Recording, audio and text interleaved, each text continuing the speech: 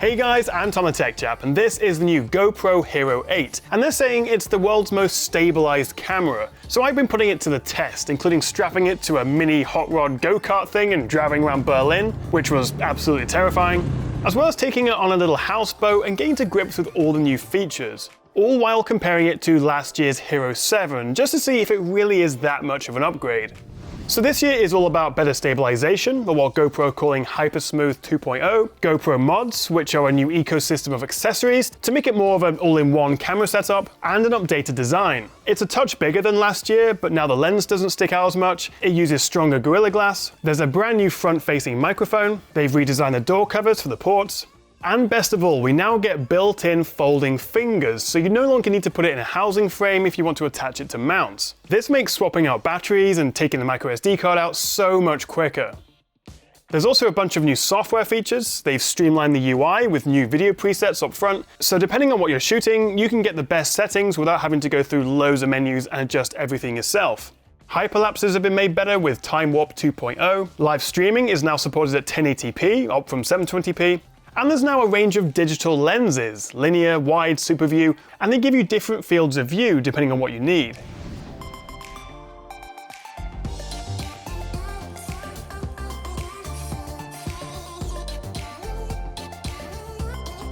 Alright, so this is going to be a pretty good test of the cameras. I'm in one of these mini hot rods. It's going to be a great test of the new Hypersmooth 2 technology, the new front-facing microphone, and also the image quality. So tell me which one you think is better. We'll swap this round and face out in a second, but yeah, she's excited. This is being shown at 4K 30 on both, and we are using the new Hypersmooth Boost. Not just Hypersmooth 2, but 2 Boost on the Hero 8, which is like the ultimate turn it up to 11 times the smoothness. So hopefully you'll see a difference.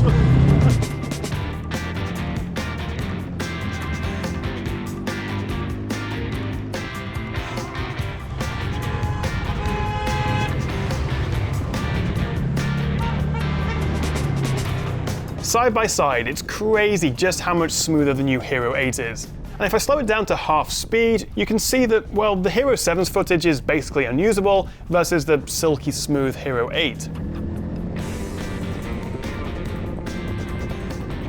Now you can see how the field of view here is a bit different. There's more of the car in the frame on the Hero 7, and that's because when you turn on Hypersmooth Boost on the Hero 8, it crops in slightly, which helps make the footage look smoother.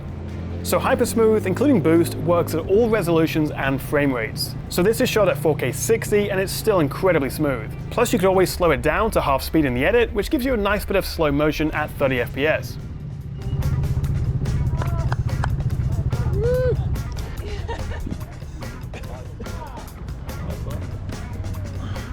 Feeling a little bit jittery because there were some big trucks out there. It was Berlin's main roads, but it was such a cool experience and hopefully a really good test of these two cameras side by side. These guys were awesome. These, what are you, mini hot rods?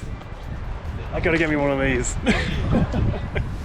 So that was a lot of fun, but I wanted to do a few more tests. So now I'm on a little houseboat thing on the River Spree in Berlin, which is where GoPro actually gave us our briefing on the new Hero 8.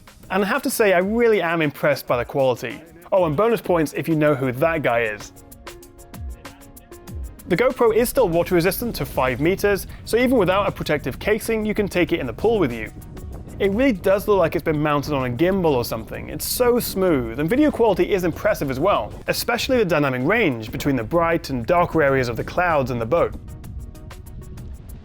But let's do some more side-by-sides, and now I've got the Hero 7 and the Hero 8 both shooting 4K 30 and with Hypersmooth Boost enabled on the Hero 8. So now I'm gonna shut up for a second just to let you watch this and see what you think.